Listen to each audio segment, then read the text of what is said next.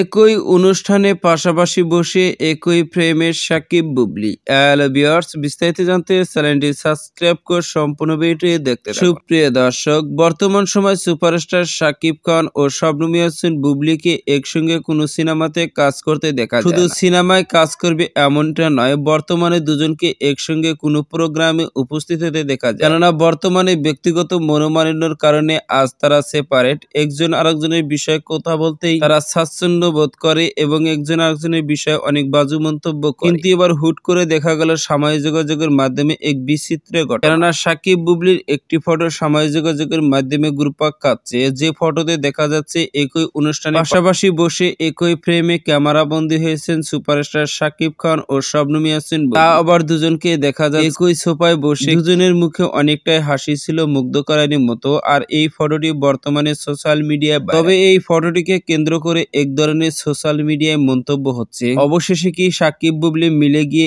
একই অনুষ্ঠানে হাজির হলেন তারা প্রকাশ্যে আসার জন্য? এমনই সব একাধিক মন্তব্য সোশ্যাল মিডিয়ায়। তো সুপ্রিয় দর্শক, ভিডিওটি আপনার কাছে ভালো লাগলে একটা লাইক দিন। নিত্য নতুন ভিডিও আপডেট পেতে চ্যানেলটি সাবস্ক্রাইব করুন। অসংখ্য ধন্যবাদ পুরো ভিডিও উপভোগ করার জন্য।